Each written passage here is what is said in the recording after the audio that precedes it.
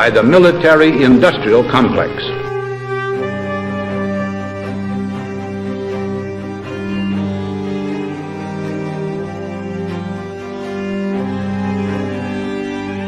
It could be seen to move violently forward, violently forward, violently forward. I'm just a patsy.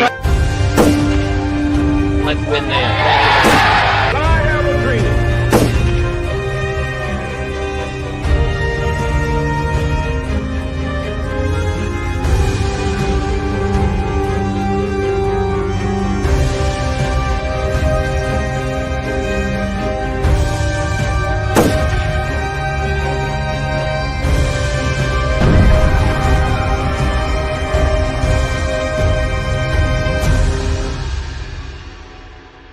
I said this once or twice, but it bears repeating. If you like your current insurance, you will keep your current insurance. You think about the Army and the Navy and the missions they run to protect the world, they run on SAP. Well, you have done a really spectacular job. I guess pretty much everybody at this table is your customer, so Exactly. that's not so bad. Exactly. I want to congratulate Thank you, Mr. President. Thank you.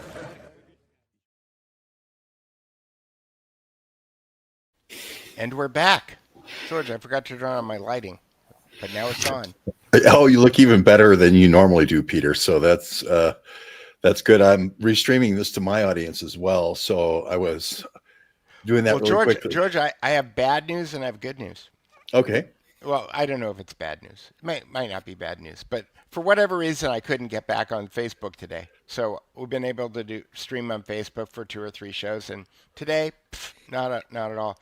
But today, we are live on Substack right now. Oh, wow. This is the first. I didn't even know you could do that. Yeah, you got to kind of jump through a few hoops, and I can show you what the hoops are. But yeah, we're on Substack. We got how many people? We got 11 people watching on Substack right now. Awesome. That's pretty good. Well, we haven't had a show in a while, and so it's good that we're having one today. So, and especially topical with James O'Keefe and Pam Bondi doing their little tap dance about. Yeah, Jeff well, Epstein. I'm gonna let you set this one up because as people may know, I haven't been paying too much attention to current events lately, just because I'm not interested. I'm not really interested. I'm interested in solutions. I'm not really interested in problems, and it seems like 99% of the news is just problems and people trying to figure things out. So I've been working on the solutions, but to that end, I did spend a week vacationing on the water with Matthew Crawford, and that was terrific. Matthew says hi, George, and so yeah, so I'm getting back in the swing of things, and everybody. Producer Jessica is moderating comments today, so she's back. That's awesome. That's Yeah. awesome. Well, I know there is one person, at least one person smarter in the world than Matthew Crawford. I just haven't met them yet. Exactly. Exactly. And you there and you gotta and be you know what one. I've told this story a million times, but when I worked at GameWorks, the one thing that I really loved about working at GameWorks more than anything else was that I was not the smart guy in the room. That was not the case at Virgin, but I definitely liked not being the smart guy in the room. And with Matthew Crawford, you're always amazed by what you don't know.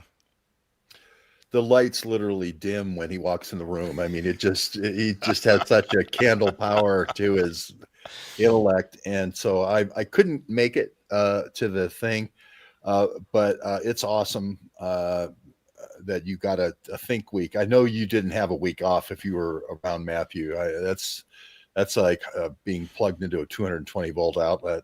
Well, I mean, I think the people around us were getting bombarded pretty hard, but Matthew and I don't know, we threw the ball back and forth a lot. It was really really a good week.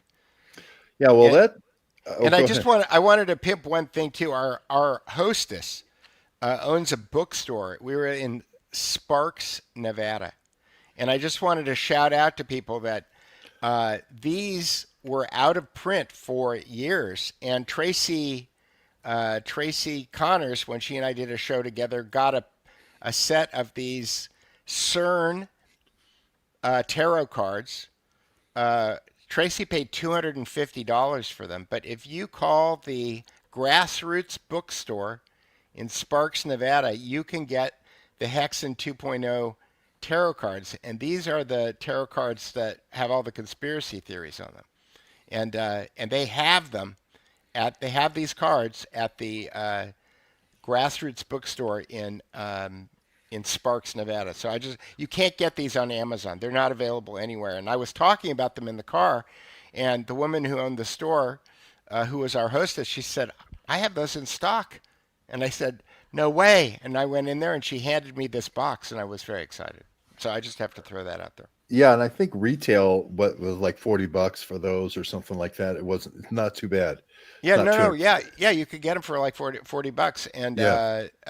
like I said, Tracy got hers used for $250, like 4 years ago or something. And Yeah. now today they're going for like thousands of dollars. The first ones. The I remember somebody did a tarot card reading about me on the web about 6 years ago, and that was whoa. Sparks, Nevada is also the place where the Gigafactory, the battery factory for the electrical vehicles for Tesla is, and I've done a story from Sparks. Kind of a good name for an EV company. And so, just as far as the problem set up here, and then I'll give you the solution because you did the solution way back then, which was Jeff Epstein's in the news. James O'Keefe is had this big drop. This is sort of his big drop from Jordan Walker with the fighting over the iPad in the Brooklyn Pizza Shop. Now this is his next big drop, which he's putting out these pictures of inside the house at Little St. James. The first drop was a picture of the kitchen, which is completely white. It's completely emptied out except one picture of one little baby in a sink. Yep. And you can't tell if it's blood or not, but he says he's holding a rattle. And he says it's a phallic symbol. Did you tweet a picture of that? I think I did. Okay, I'll go look. Okay, It's in my keep going. Substack for sure. Okay, I'll go look on your Substack. Let's go. And now today he's tweeted out a picture of a chalkboard in the library. So we're kind of playing Clue. We're going around to different rooms of. Well, it's that Andrew Breitbart style drip, drip, drip that he told everybody that they had to do, right? Right. And it's effective. I mean, he's getting big draws, but this is all based on Pam Bondi. he had a video, supposedly undercover video, that showed Pam Bondi saying there's tens and tens of thousands of videos of little kids, I think of a 4 and 5 year old. Little kids are like right. 4 and 5 year olds. But I said, no, actually, that's not the case, because I knew what you had told me about Jean-Luc Brunel. Jean-Luc Brunel was the key finder, if you will, or the key person running the modeling and talent agencies in Paris. That sort of was kind of like the minor leagues for Jeff Epstein, and then they would graduate to New York, and there was a lot of things that you did to try to blow the whistle way back then on Jean-Luc Brunel. Well, I'm not sure that I was going to blow the whistle. I mean, I was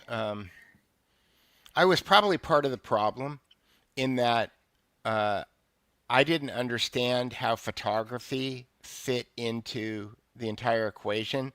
And as I've written about in my The Power Structure of the World, I was a true believer in the fashion business. I thought that if I was really good at taking photographs and if I understood, what the market wanted, then, and I took pictures that were that good, that were really good, that I would succeed somehow. And what I didn't understand was that there's this whole alternate reason for the fashion business existing that was human trafficking, that I didn't really, I wasn't clued into it until I went to Milan. And, I could talk about that. But I was naive, and I thought that if I was simply a really good photographer, and I did a better job than other people who I was competing against, that that I would succeed. And what I didn't realize is that drugs and gay sex and a bunch of other mitigating factors were a requirement in order for me to succeed. And so I only got to a certain level, and at a certain point I went to Milan, and I was living in Milan for a couple months, and I was introduced by my agent to an agent, and I can't remember his name now, and I could probably look it up. I think he and I are still following each other on Instagram. And what my agent told me was that this agent in Milan had a stable of photographers. So, 6 to 10 young, hungry photographers. And what they would do is that they would pair them up with young, hungry models in order to do what they call test shooting, to put their books together. And what I didn't realize at the time, because I thought it was just art, is that getting models to take their clothes off was kind of like a test, right? It was like, what are they willing to do in order to succeed in this business? And I didn't realize the part that photography was taking in that place. And again, we were all trying to get ahead. The models were trying to get ahead. The photographers were trying to get ahead. We were just trying to make pictures that would move us to the next level, to the next editorial thing. And so it was when I was in Milan that that my agent told me that there were that all of the modeling agencies were all owned by playboys. That's the way that he framed it.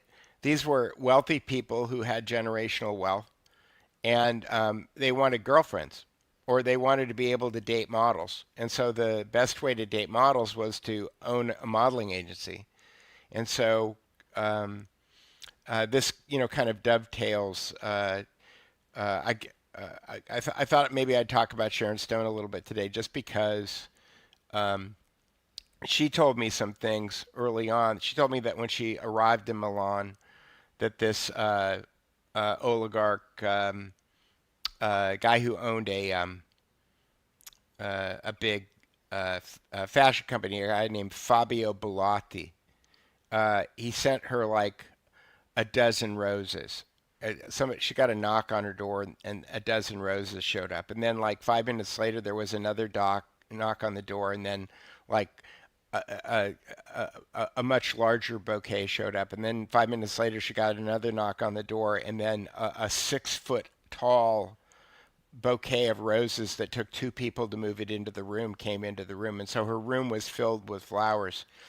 And then the guy called her up and asked her, to have dinner with him.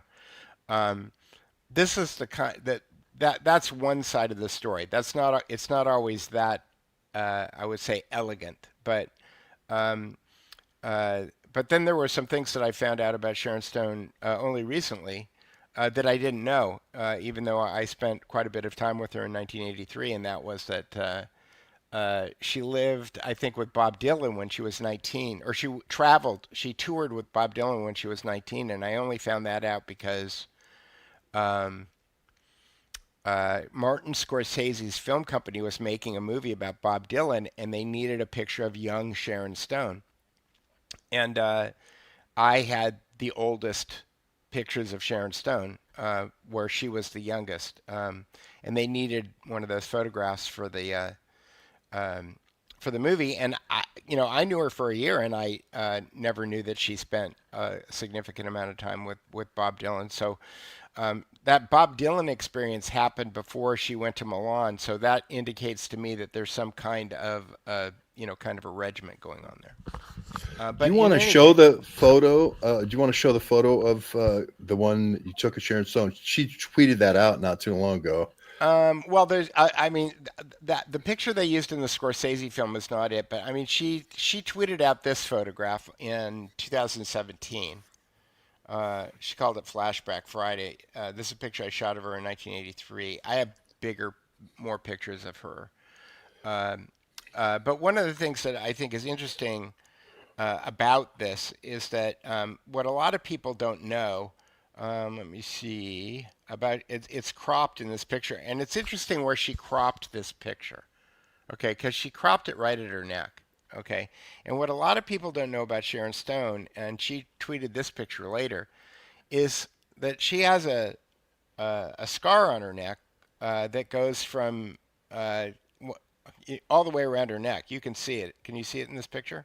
Sure, easy. Yeah, Yeah. right Yeah. here. Yeah. I mean, and this is the story that she tells is that this scar was she was breaking a horse when she was 14 years old, and that the horse leaped over a fence, and she literally got clotheslined.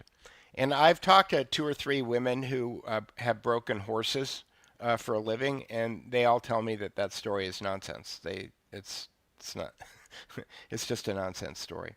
So in any case, why am I talking about this? I'm talking about this because there's an organized mechanism for moving young girls from the United States over to Europe, where they're taken into these agencies, and they're a long way from home. They don't have any money. They're in a country where they don't speak the language. And they're kind of at the mercy of what their agents are telling them to do. So I was doing some research, and here's one. I'm not going to give her name out, but I blocked it out here. But here's a woman that I worked with quite a bit in the 1980s. And I found this ad where her agency in Phoenix, Arizona, was bragging that at age 16 in 1980, she was being sent to Karen's. They misspelled it. It's Karins in Paris in 1980. So, this is one of the people that I heard the horror stories about Jean-Luc Brunel about, when I was working with her 5 or 6 years later.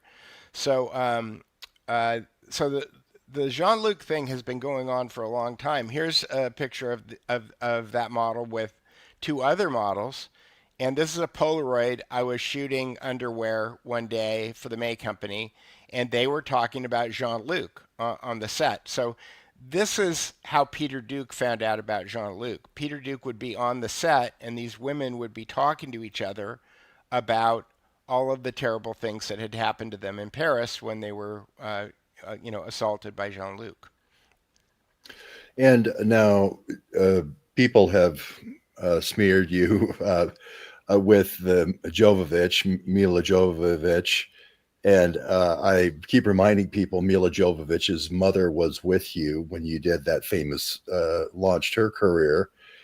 She's worth $80 million now, and she's made quite a bit of money.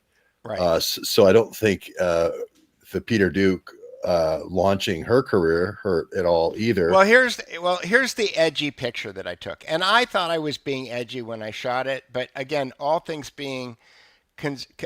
considered, and Mila kind of trolled me about this picture on Twitter about, I don't know, about 4 or 5 years ago, and I snapped back at her, and then she deleted her tweet. But basically, Mila, I was in Prima Models, which was a modeling agency on La Brea Avenue, in I don't know, 1987, I think, and Mila came dragging her mother up the stairs by the hand. The agency was on the second story of a building, and it had a staircase, and the entrance as you came into the modeling agency was just in the middle of the modeling agency. It wasn't like a door or anything. It's just like the stairs came up.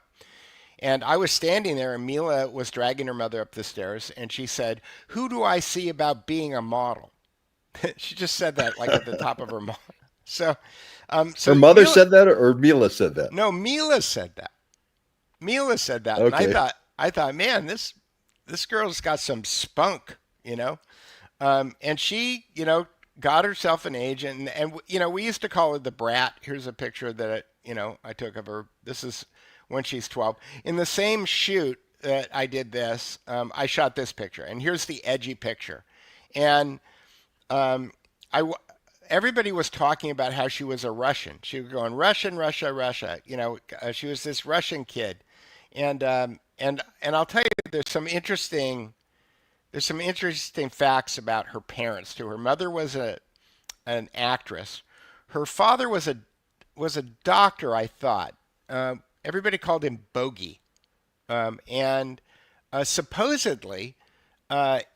What I heard at the time, I don't know what's true. I'm just telling you what I heard, that he invented the MRI. So I don't know that that's true. But what I do know is that a couple of years after I took this picture, he got busted on a giant he got busted by the federal government for some kind of major insurance or Medicare fraud and spent several years in prison. Wow. That's something that people can look up. But in any case, I told her that I wanted to shoot this picture of her, and I wanted her to look like the Venus de Milo coming out of the, or not the Venus de Milo, looking like Venus, Botticelli's Venus coming out of the half shell. And I wanted her to wear the American flag like this because everybody was talking about her being a Russian. And I thought, if you were in Russia, you'd be like picking lentils or something. You know what I mean? It's like right. if you were in Russia, like you wouldn't have all of the opportunities that you've got in the United States. So I literally wanted to wrap her in the American flag. This was, my idea. And she had like a tube top on or something underneath this. And I told her that I wanted her to hold the flag like this. And she goes, "You just want to take a picture of my boobs." And I said, "You don't have any. Like, just hold the flag up, and people might think that you do." And so we did this picture, and this picture wound up getting syndicated all over Europe. And at the same time that this picture was being syndicated all over Europe, Herb Ritz took this picture, and he put her on the cover of Lei magazine. And Lei means she in Italian. And this was kind of like the equivalent of, not Teen Magazine, 17 Magazine or Mademoiselle Magazine in the United States. And this was the picture that broke her. Actually, this picture and this picture basically set her career up. Between these two pictures, she became, a giant superstar. And this was when Ukraine was still part of the Soviet Union, so that's why she's being called Russian here. Is that correct? Yeah. Right. Because and you can see right there on the magazine, they're calling her Lolita, right? Right. The Nabokov thing with the movie with Stanley Kubrick and all that. But just to be clear, that when I was taking this picture, her mother was standing right next to me, giving her directions in Russian. So I have no idea what she was saying, but she was giving Mila directions in Russian. And I was actually friends with her and her mother later on. And this is a picture that I shot of her and her mother, Galina. So, until I would say that there was never a time when I was shooting pictures of Mila when her mother wasn't there. Like that was just basically it. So we better get all the ones out of the way, but I think you're seeing a pattern developing here, which is like you're saying, they're using Europe and they're using Jean-Luc Brunel and they're using these kind of finders or agencies to get the 13, 14-year-olds. Now this was an exception because it was 12-year-old and she came to you. Well, no, but to your point, I think that the reason that they started promoting a 12 or a 13-year-old girl is because that led to a flood of 12 and 13-year-old girls coming into modeling agencies, wanting to be discovered, wanting to be models. And Jovovich was around the same time that you launched Jovovich, is the same time you Sharon Stone, correct? No, Sharon Stone was like 83 and Jovovich was like 87 or 88. Okay, so here's the last one. I mean, we can throw a couple of other ones in there, but Kathy Ireland, I think, as a 15-year-old. Yeah, Kathy Ireland was probably, I want to say, 1980. And I was working at a place called Lenny. It was a catalog house. And in fact, I think, I was thinking about this today. I always thought that somebody should make a TV show about catalog houses because what people don't understand is that these catalogs that they used to get in the mail in the 1980s, there were factories that cranked these things out. And I worked in one of them. It was in Marina del Rey. It was called Lenny. And we had 6 or 8 studios going all the time where we would be shooting Bloomingdale's and Neiman Marcus and Macy's and a dozen other department stores. We would be shooting all of the catalogs in one place, right?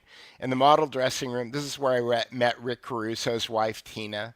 And I worked with her for years in all of the different places that I worked. But yeah, you get these places and, a dozen models a day are coming into these places and they might be working for 2 or 3 different department stores. Going from set to set to set. And so, yeah, so I think it was probably 1980 or 81 that I met Kathy Ireland, and she was 15 years old. And I could tell when I looked at the film that Kathy Ireland was going to be a big deal model because when I got the film back the next day, I used to get the film back. We would shoot it on rolls, right?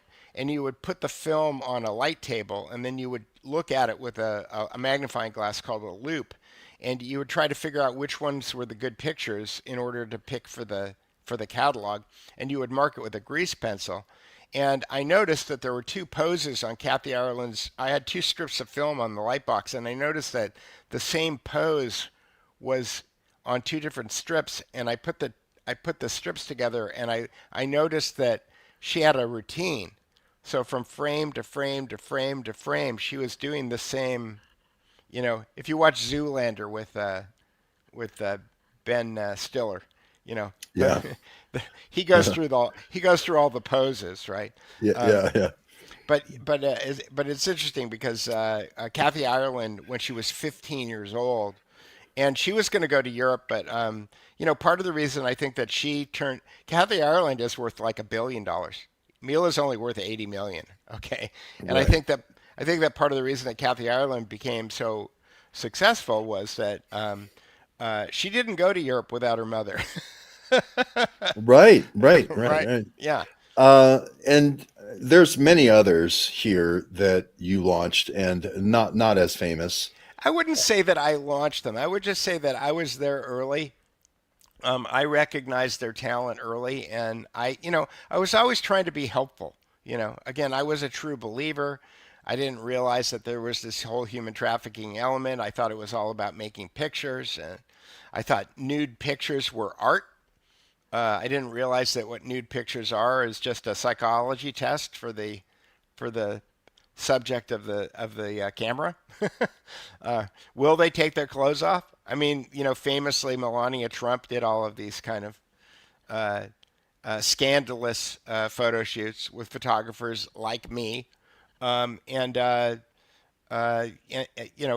think that in a weird way that becomes a litmus test for the models. Yeah, and so you knew as you got further in your career that there were some things maybe not so good. You told me this morning you, as early as '86, had troubles with what some of the things Brunel was doing, but I don't know. Well, yeah. Well, like I said, the models.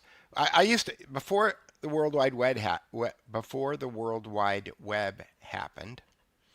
I used to joke that I thought that the fastest communication network in the world was the model dressing room. And that's because models would get on a plane from Paris, they would land in Los Angeles and walk into my studio in North Hollywood, and start telling me what happened in Paris or in Germany or in Tokyo or in whatever. And um, the hair and makeup room at the May Company, we had four like barber chairs that I stole. The May Company in downtown Los Angeles was being closed, and I went into the hair salon that was at the old May Company, and I took all of those old-fashioned 1950s hair chairs. They were all kind of like upholstered like a Cadillac. You know, they had Yeah, the like barber gold. chairs. They had barber chairs. They had gold sparkle upholstery, and I grabbed four of those and I put them into the dressing room at the new May Company in North Hollywood. And so I had four chairs, and there was usually four models sitting in those chairs, and there was usually at least a couple of hair and makeup artists. The hair and makeup artists would jump back and forth between them, but gay men talking to young women turns into a chattering chatterbox of information that winds up happening. And it was, 85 that I started hearing this name, Jean-Luc Brunel. Jean-Luc, Jean-Luc, Jean-Luc, Jean-Luc, Jean-Luc, Jean-Luc, Jean-Luc. And so everybody coming back from Paris had a story about Jean-Luc. And at one point, the model that I showed you the picture of earlier, about, I want to say 6 or 7 years ago, when the Jean-Luc Brunel story broke, someone from Paris claiming to be a journalist called me up looking for that woman by name. And I thought that that was very odd, because I know from personal experience that there's a lot of intelligence agencies that use journalists to find people. And I thought that it was very odd that, again, this goes back to 1980. All right. So this has been going on for a long time. And the person from this journalism outlet wanted to know if I could get in touch with this woman, and wanted to know if I had any information about Jean-Luc Brunel. And I said, oh, yeah. And I started talking to her about it. And she said, well, what year was this? And I said, I don't know, 85 or 86. And she said, oh, we thought it was the 90s. And it was like, no, this has been going on for a long time. This guy's had a reputation for decades for doing this kind of stuff. So, at what point did you put together Les Wexner, the L Brands, Victoria's Secret, Jeff Epstein being the recruiter for? Because I didn't. Whitney Webb did all that work. Yeah. I was just there earlier, and again, I've only been connecting the dots on these things in the last 4 or 5 years. I lived it.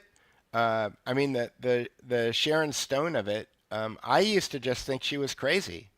But at this point, I'm realizing that the people that she was talking to on the phone all the time were handlers. I understood exactly what at one point, like, she and I had been together for a while, and I said, I don't even know how to classify our relationship. I said, am I your boyfriend? What, I mean, what's going on? And she said, oh, we're partners in crime.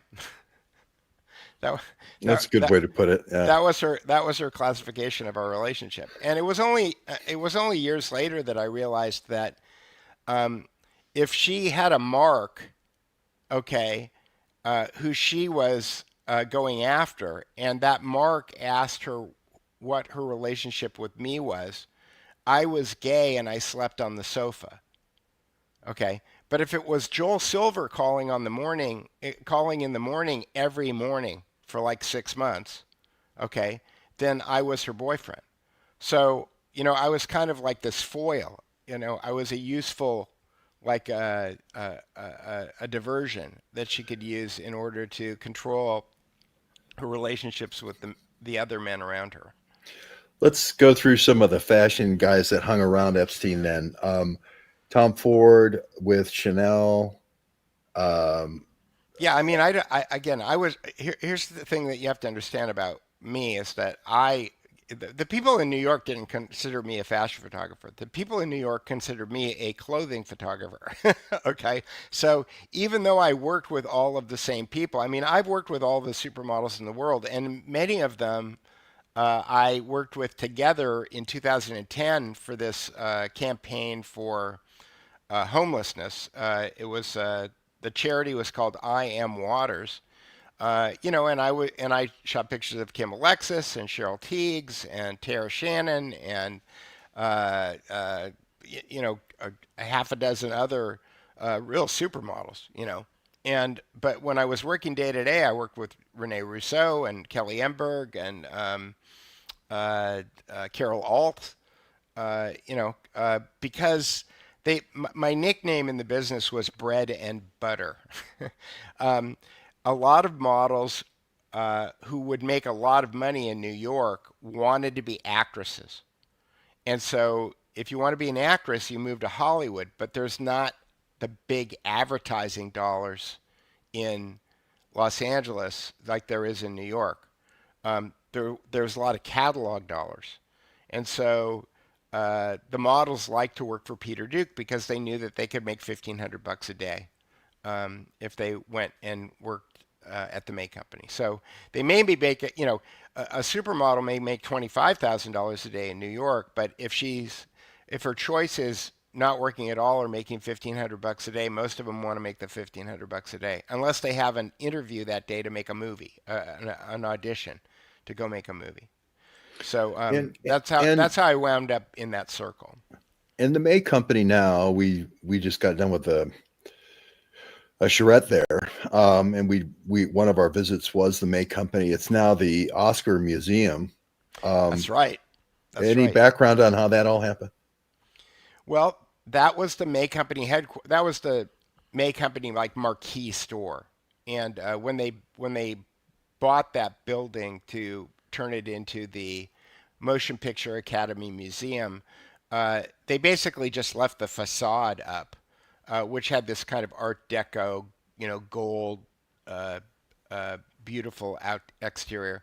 But the May Company was an interesting store because I would say that department stores were roughly kind of lined up the same way that the Gap wound up creating, the Gap in the middle and Banana Republic on the top and Old Navy on the bottom.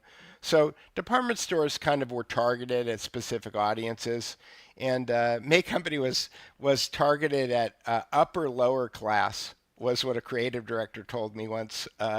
So when I met Kelly Emberg the first time, Kelly Emberg, for people who don't know, has probably done more Vogue covers than any other model in history. And she's a close friend of mine. And but when I first met her, we were shooting shift dresses, 2 for $17, which is basically a tablecloth with a hole cut in the middle and 2 straps. It's a particularly unattractive thing, and she was wearing it, and she came out onto the set, and she was moving it around and trying to figure out a way that she could turn and make the thing look good, and there was just no way to make it look good. And she looked at me, and she and I both said at the same time, I'm so embarrassed. I was so embarrassed that I was shooting the top Vogue model in the world in the worst piece of clothing that you can imagine, and she was embarrassed just to be wearing it. Yeah. So this is the people, for some reason, just can't accept. And this week has been especially bad for me because they just can't accept that the the people recruiting for Les Wexner and the Victoria's Secret and the L brands and the Limited and Chanel and all these, the Tom Ford that hung out with Epstein, that these would be the places that they would recruit girls to. I used to joke, George, and again, I thought I was joking. I didn't really understand right how on the nose I was, but I used to say everything in Vogue is for sale, and it's true. Everything in Vogue is for sale, um, and I again, I worked for Virgin, right? E-commerce. Who's the Virgin? The Virgin is Queen Elizabeth I. Okay. And then you've got Victoria's Secret. Well, who's Victoria? It's Queen Victoria. Okay. All of these things are British Empire canards, right? These are all extensions of the oligarchy, that comes from Great Britain. So at the top sits this kind of British oligarchy. But I believe that Victoria's Secret uh, was created not only as a fashion brand, but specifically as a human traffic. I think that oligarchs look at the fashion business like farmers look at a seed catalog. They're eugenicists after all, right? So they want to procreate and they want the highest quality livestock that they can come up with. That's what Victoria's Secret is. Okay, I mean, there's no difference between the cattle show in Houston and the Victoria's Secret runway show. It's the same thing. Look at what's her Kloss, uh, Carrie, whoever Jared Kushner. Jared Kushner's wife comes straight off of the runway of Victoria's Secret. Those girls go up, they take their clothes off, they walk up and down on the runway, and then they pick a billionaire husband. Yeah. And for some reason, there's just this disconnect that these people can't be trafficked. And I'm like, of course they would be trafficked. This is the number one place to go. These are the most beautiful women in the world. They're being showcased to be trafficked, and they're the top ones, like the ones you dealt with, are going to the shows and so forth, like Fashion Week in New York and so forth. But there's a bottom layer that you told me about that, or not a bottom layer, but the milk versus the cream. So Yeah, I mean, basically, there are modeling agencies, and I believe it's all of them. Like, I don't think that there's any good ones, because it's a dog eat dog tough business. Somebody says Jared Kushner's wife is Ivanka. No, yeah, I think okay. that's I'm, deliberate to try to create dissension and confusion. oh, I see. Obviously, Okay, so I'll ignore that. yeah, No, they're not. You're a loser. Goodbye. Um, so, or maybe they're just making a joke. Haha. Um, anyway, yeah, there's a strata of models, right? There's a strata of models that are brought into agencies to not succeed on purpose. So why do you take a 16-year-old who maybe is an inch too short, or maybe doesn't have a perfect face, or maybe is got the wrong shaped body, just a little bit, okay? Uh, because what you do is you move them into a foreign city and you put them in a model apartment, and the agent sends them out all day long on these things called go-sees, where they go and they show their book, or they go and they meet with photographers, or they go shoot with test photographers, and and then they wind up not making any money, and they wind up in a city that's a long way from home without any money, and then they get invited to a party, and at the party there's lots of food, and they haven't eaten in 2 days, right? And there's lots of drugs, right? And there's lots of guys who want to take them out and buy them a bottle of champagne and do all of this stuff. Um, this is the tranche of models that are being trafficked, right? They're not quite they're not the ones that can make money every day. There's the there's the there's the supermodels, and then there's the catalog girls, the girls who work every day doing different things. Maybe they do TV commercials and stuff like that. And then below that is another tranche, and that tranche is the desperate tranche, right? And the desperate tranche will do anything.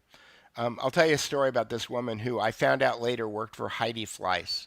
So I don't remember her last name, but in the 1980s, there was no internet. So if I got a catalog job, the best way to figure out who the best models were in town that day was to go into the agency and to talk to the agents and get their model cards, right? So I would get a job to shoot a catalog, and all of the agencies were more or less in the same area in Hollywood, so I could hit every agency in a couple of hours. Either that or I could wait for them to messenger me all the cards, but I didn't really trust them to send me all the cards. I wanted it because there was little shell games that would go on all the time about who gets to shoot who. So the best way to figure out what the best models were would be to go into the agency, pick up the cards, and then go to the other agencies and pick up the cards. So I would go into the agency, and that way you could talk to the agents. You could say, well, is there anybody coming into town next Tuesday? Because I have this shoot next Tuesday. They may not have the cards for the person in there yet, right? And if you wanted to get whoever the new hot thing was from Paris next Tuesday, then you needed to have a conversation with the agents. So I felt like FaceTime was the best way to do that. Well, because I was constantly going into the agencies all the time to talk to the agents, I would know who the people were who were the receptionists at the agencies. And there was this woman named Dawn that one week she was working for Nina Blanchard. The next week she was working for Next. The next week she was working for Prima. The next week she was working for Mary Webb Davis. I mean, maybe not the next week, the next month. Okay. But over the course of a year, this woman named Dawn, who I later found out worked for Heidi Fleiss, okay, was the receptionist at every modeling agency in Los Angeles.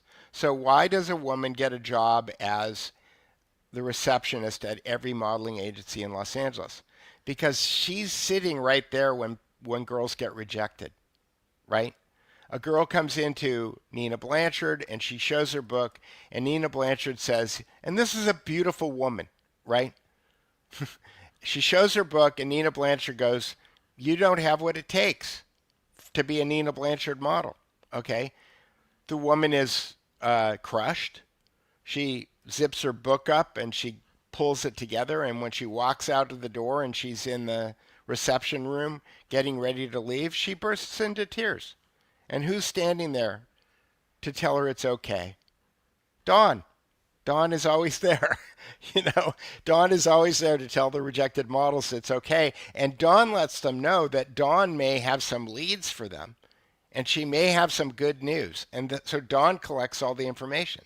She's collecting all of the information about all of the girls who are getting rejected by all the modeling agencies.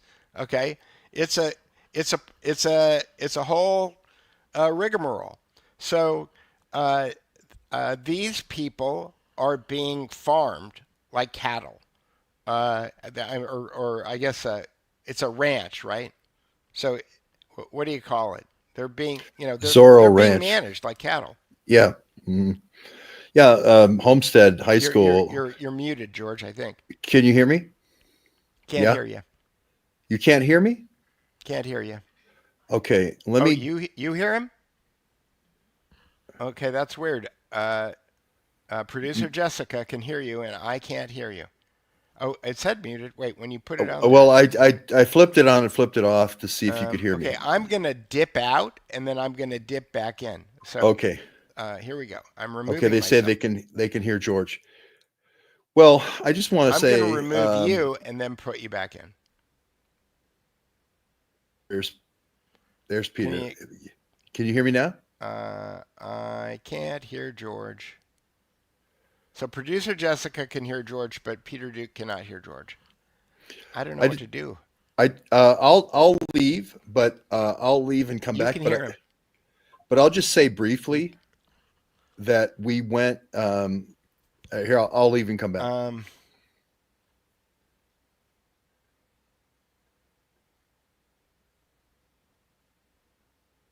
Wait, where did he go? Maybe he left and he's going to rejoin. I see. Anyway, does anybody have any questions while we're waiting? I see we got 51 people in Substack. Fantastic. Jerry says we can hear George. Peter, what do you know about the Standard Hotel? Is that on Hollywood Boulevard? And it used to be called the Hollywood. It used to be called the Sunset Marquis. Okay, he's back. All right, here we go.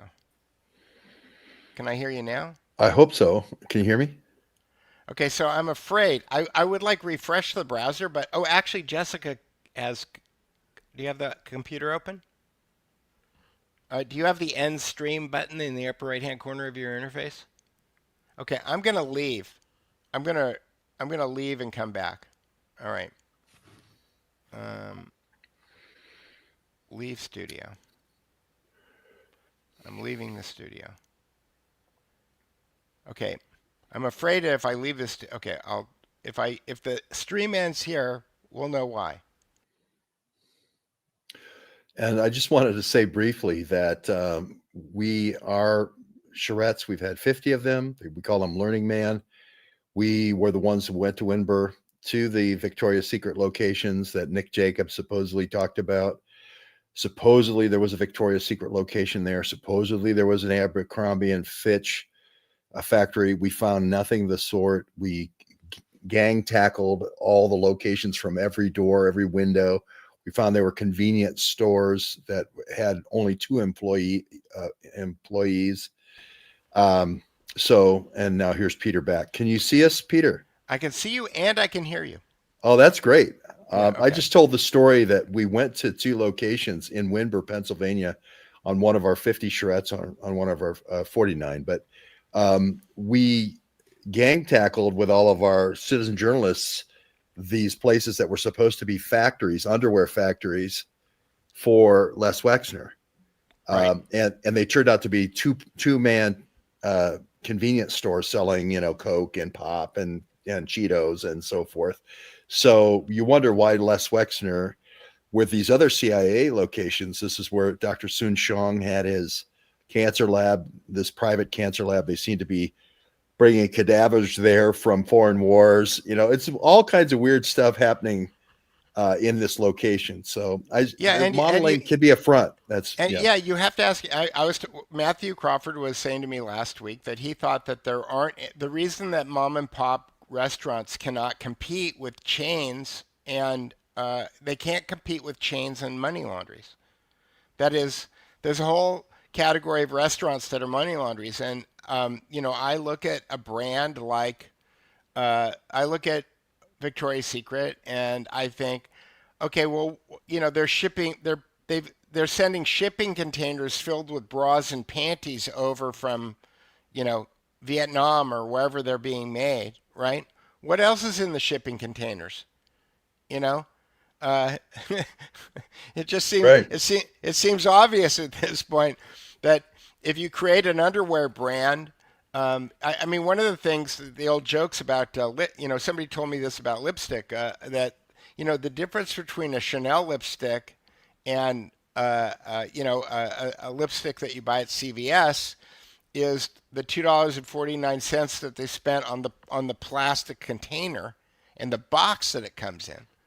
But the lipstick is the same lipstick. I mean, people will argue that certain lipsticks are better. I mean, all the makeup artists like MAC, right? But there, as my friend Don would say, there are whiffs and puffs of difference between Revlon and whatever the highest price brand is. And so when you look at the markup, when you actually look at what it costs to manufacture a tube of lipstick, which is probably like less than 25. Today it's probably less than 35 cents. Okay. Back in the day it was probably less than 10 cents. Okay. And what they sell it for, even at CVS. Okay. But if you go into a department store, if you go into Sephora, it's going to be top dollar, right? That there's 90% margin in these products. Okay, when you're selling products that have 90% margin, you have a lot of room to spend on advertising, and that advertising buys you a perception from agencies like the IRS and the FBI, okay, that this revenue that you're generating is all coming from this high margin product that you're selling out into the marketplace. When in reality, there may be all kinds of other revenue streams that are getting included in the performance of that brand that are being laundered somehow. Um, uh, and the glamour component of fashion winds up becoming the justification for understanding the margins, and the margins wind up hiding the fact that you've got drugs and weapons and human trafficking and all kinds of other revenue streams that are being folded in there. Well, we certainly, I mean, first of all, I've interviewed the guy a couple of times that worked directly with Les Wexner for 30 some years. We've gone and done charrettes in Columbus. We did the ones in Windber. Weapons to Israel was the running theme. We filmed and had pictures sent to us from Mossad generals at the L Brands warehouse.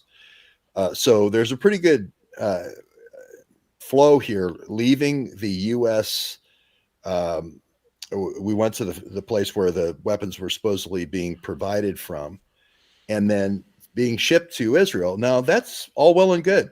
I mean, that's Les Wexner's thing. He wants the defense of Israel.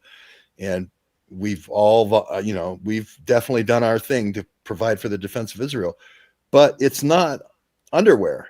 It's not Victoria's Secret. It's not what they say it is. And so therefore, I think people need to know that it is often a cover. And if you're going to start diving in on Jeff Epstein, you have to dive in on Les Wexner. You have to dive in on the mega group. You have to dive in on Michael Lauder of the mega group, who, Estee Lauder. You can't avoid these topics. You can't say it's tens of thousands of little kids and then focus on the refrigerator magnets of Jeff Epstein. You got to get into this fashion network. There's just no two ways about it. It's where the girls come from. And so I see it a little bit disingenuous that, James O'Keefe is showing the refrigerator magnets of, he's showing the chalkboard words like power on the chalkboard in the library of Jeff Epstein. And he's showing how the W on the word power is like the W on what he signed going into the prison, right? Okay. What does Jeff Epstein mean by the word power? I don't know what he means by the word power. I assume it means if you learn, and there's all these books, it's like Hemingway, what a standard library, a personal library would have in this library. So there isn't like, well, I mean, at this point, we all know that James O'Keefe does these teases for things that don't wind up being news at the end of the day. And he uses the drip, drip, drip to be able to kind of con people into getting their attention. But, I don't know. I was a true believer in James O'Keefe at one point. I think that he's, as Mel Brooks said, the only thing you need to know is everything is showbiz. And I think it's all showbiz at this point. Is this power? Is this the thing that you're talking about? Yeah, this is the breaking story of today. It would be good to play this, Peter, for all right, people. You have to give me a thumbs up if you can hear the audio. Turn it up, but I can hear it.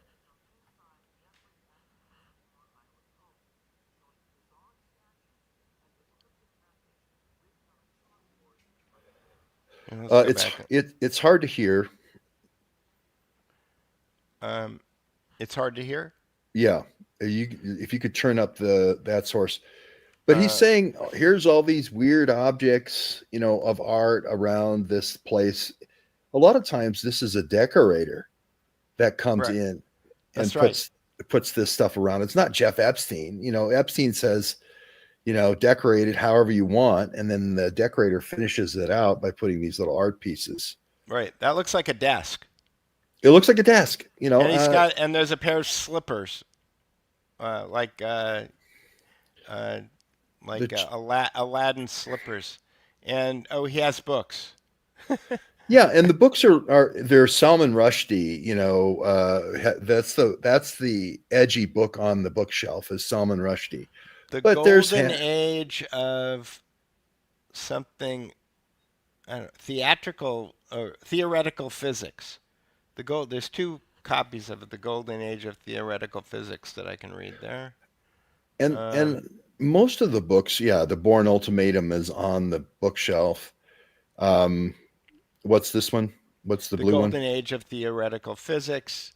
The Satanic Verses by Salman Rushdie. There's some slippers.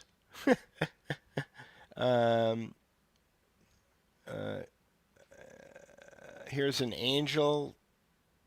Some kind of an angel.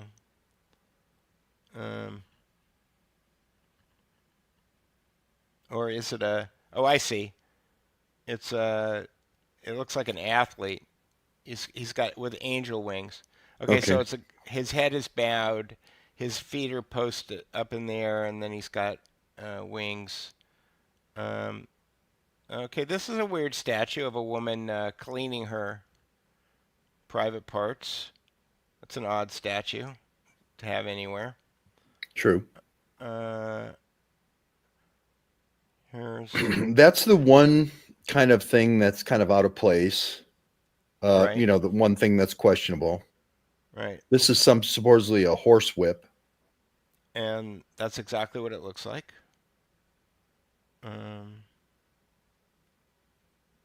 The words that were written on the board, like you said, dank, brainy, power, description, mirror and face. Okay, what else? But my point is, instead of digging into the actual recruiting networks that he used with Jean-Luc Brunel, remember they both died within a very short period of each other. They both supposedly were strangled by bed sheets in their prison cell. Which is a very Masonic way to go. Yeah.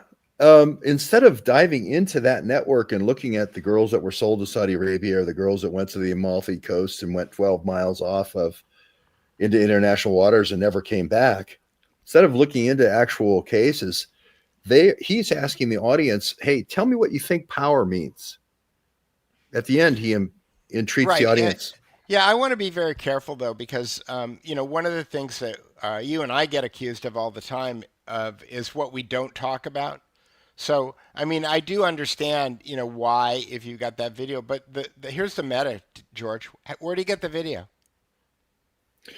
Yeah, I say he's working with Pam Bondi. They're giving him the Palm Beach, would not be the Palm Beach police, but it would be the police in Florida.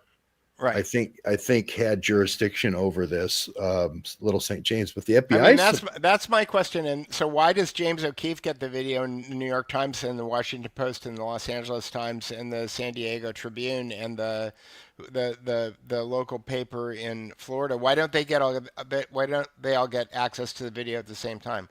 Why is someone in the government, if it is somebody in the government, picking winners and losers in journalism? Why didn't George Webb get it? Why didn't Whitney Webb get it? Why didn't Ryan Christine or James Corbett or Richard Grove? Why didn't they get it? So I went to Little St. James on my own dime. Luke Radkowski actually got there as well, and he got on the island. Yeah. So he actually got. I never set foot on the island, but I got close. I had a shark encounter, 2 shark encounters, but Luke got on the island, but he never got inside. And he says that. James says, look, Luke got on the island, but I got in and so we have this exclusive access. Right. And he's trying to sell it like, oh, I have a whistleblower who's coming forward now. So this whistleblower who has this inside access is about ready to give me inside access. Right. You know, it's kind of like the dripping faucet. Oh, there's more coming, you know, and but it's taking us away from, you know, Trump's in Saudi Arabia, today's in the UAE. Most of these women that didn't make it, like you're saying, ended up getting, you know, the 12-year-olds. I think a lot of them are in the UAE and in Saudi Arabia. Yes. I think they're there, you know? Yes, they get taken away and then they're there. And what are you going to do? Where are you going to go? It's a compound with grates on the windows, so you're not going anywhere. And they might have 50 of these. And you may be, after the girls are used sexually, then you're a breeder for kids for the shake. So, you know, to me, that's the obvious network to follow here with the trial trafficking. And by saying 4 or 5 year old little kids, somebody needs a biology lesson. You're not ready to have children at 4 or 5 years old. Right. And, you know, I don't know how much you know about this, George, but, you know, egg harvesting is a big business now. Like if you have, it used to be like men could go to the sperm bank and they could, you know, if you had a high IQ or if you looked a certain way, like the sperm banks were looking for this kind of like high quality genetic material, and they harvest women's eggs regularly now. And my guess is that, you know, if you're a supermodel and some shit, you know, Jeffrey Epstein was running some kind of wasn't he running some kind of thing in New Mexico that was in Zorro Ranch. He wanted to have 100. He wanted 100 Jeffrey Epstein children. I don't think he wanted 100 Jeffrey Epstein children with Bill Richardson and so forth. They were harvesting models' eggs for these shakes. Remember, they're doing weapons deals, right? And these women are traded as tokens, as party favors and deal sealers, you know, as gifts for these weapons deals. And part of the whole act of, you know, the rape is that, hey, if you start talking about the weapons deal, we have the pictures of the rape, right? So you'll be internationally wanted. So let's keep that quiet. And then there's oil deals here. There's oil and gas deals. There's uranium deals we talked about, Middle East Marshall Plan and so forth. So I just see it as the real journalism. It's tough to compete against this sensationalism. And it's a sensationalism that always goes nowhere. It's like the Q thing. It's like the spirit cooking thing. We took out Podesta Group when we sued Podesta Group and ARMZ, and we served Kim Fritz of ARMZ. The Podesta Group folded, right? That never happened because somebody talked about Abramovich, spirit cooking, or Tony Podesta and his weird artwork, right? Even though it got millions, hundreds of millions of views. All right. I was looking at comments to see if there's any questions, and I blocked a troll. So we'll see if their comments stop. And if not, the 84 people who are watching on Twitter may have to go find us someplace else, because I'll just end it on Twitter. Anyway, is there anything that I've missed, George? I mean, basically... I wanted to ask just one question, which is, as we're, you know, coming up to the hour mark, I just wanted to have people get an update of where you are with Lady Jessica there, and just see that you're progressing. You know, Casey Wasserman, who is a good friend of this Arab guy, this Oteba guy that was setting up girls in Las Vegas around the Las Vegas shooting and all these places in Washington and Los Angeles and Malibu. He's also head of the Fire Commission, or the Fire Czar. So I just wanted to give people an update of where you are personally. Okay. Well, I'm still, as you can see, in a furnished studio apartment month to month in Santa Monica, California. I'm still fighting with State Farm. I sent them 2 nasty letters this week. The state of California has very specific laws that say that if your house is totally destroyed, they have to pay you 30% without any paperwork up front. They haven't given me 30%. Okay. They gave me a little bit. I would say less than 10%, 2 days after the fire, and I haven't seen any money from them since. And I was insured for private property or for property damage and loss of use. So I'm still wrestling with State Farm, who had the temerity to raise rates on everybody in California a day or two ago, or announced that they were going to raise rates. So State Farm, you suck. Los Angeles Fire Department, you suck.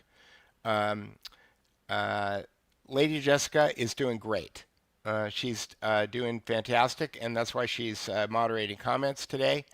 And so she's on the mend. I think taking her to Sparks, Nevada for a week was a great thing, and it seemed to have a good impact on her. And we're just trying to figure out where we can go. We need to get the insurance money in order to get the heck out of here. So that's where we're at. And we're in the People's Republic of Santa Monica, which is a giant Rand petri dish. Every third vehicle is a Waymo. For people out there in the world who don't know what a Waymo is, George, have you taken a Waymo? I haven't taken it, but I've seen thousands, in Santa Monica. Yeah, well, you might be a target. Like you and I, people like you and me don't really want to get in Waymos because we would be the first fatalities. Oops. Yeah. That would be the hydric gas chamber. We wouldn't come back from that. Right, exactly. So for people who don't know, Waymos are autonomous vehicles. And I have this theory, because the Waymos only operate in certain parts of Los Angeles and Santa Monica. These are parts of Los Angeles and Santa Monica where they've implemented something called traffic calming. Traffic calming means that they basically take the right hand turn lanes away from almost every intersection. And they take the ability to turn left away from many intersections. And they add bus lanes and bike lanes, and they basically make it impossible to drive a vehicle at the same speed that you could drive that vehicle 5 years ago. Okay? They call it traffic calming. It just means that it's going to take you twice as long to get anywhere. I have a theory that the reason that they're doing all this traffic calming is because the software isn't quite there yet with the autonomous vehicles. And they basically have to re-engineer the streets to make them work with the autonomous vehicles. Like the streets, just the way that they were, there's too many trolley problems. Do you know what the trolley problem is, George? Okay, I can't hear you again, but I'm going to explain the trolley problem. The trolley problem is here, I'll go find it. The trolley problem is it's a psychological test. Okay, trolley problem. And I'll see if I can get the image of the trolley problem and bring it up. And yes, here's what a trolley problem looks like. And I'm going to share this. Here's what a trolley problem looks like. Okay, a trolley problem is, you're standing at the switch and there's an out of control trolley, and if you throw the switch one way, it's going to kill 5 people, and if you throw the switch another way, it's going to kill 1 person. So the reason that this becomes a deal with autonomous vehicles is because you kind of have to program this in to the vehicle.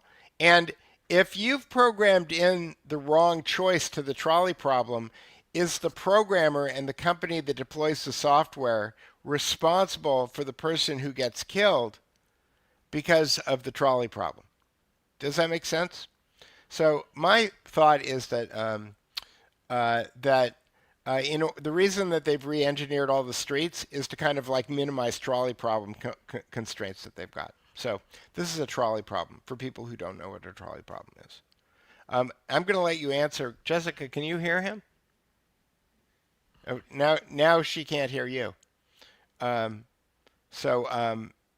going to take you out and put you back in again. Here we go. Can I hear you now? No.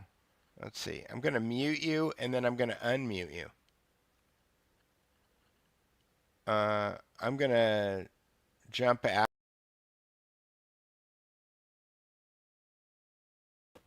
Okay, well, we're having audio problems now. So can the audience hear you? Does the audience hear George talking.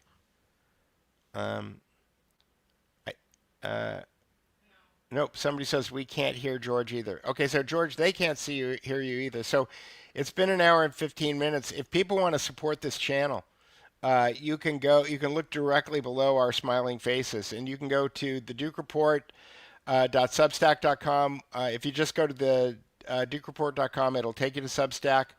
You can go to buymeacoffee.com/the Duke Report, and you can send your support there. The best way to support us is to become subscribers, paid subscribers on Substack. You can go to George's Substack at georgewebb.substack.com, or you can go to buymeacoffee.com/GeorgeWebb1, or you can buy my book. My book is Stealth Power and the Illusion of Democracy, that you can get at Amazon. And George, I don't know if you're going to be there, but I'm going to be at the Lighthouse Church in June on the first Tuesday. And I'm going to be there. And if people want to pick up my book and I'll sign it for you, then I'll be there shilling my books. Because we can't talk to each other, I don't know if I've got anything else to say except that Gene just joined on Substack. I'm sorry, Gene, that we're leaving. But as soon as I hit stop, you'll be able to... when's the next book out? I've got a letter off to publishers right now. So watch this space. But we're figuring... But if you read my stories on Substack, if you read... And if you don't want to read them, you can listen to the robots tell the story about what Peter Duke's articles are about. Then you have a pretty good idea what's going to be in the book. So you get a free preview there. Well, not a free well, it is free because I don't, on the Substack, I only charge you if you want to pay for it. So all the content is there for free, and I depend on the kindness of strangers like you. And with that, I will say good night, George. Thanks for joining, and we'll see you the next time. Bye, everybody.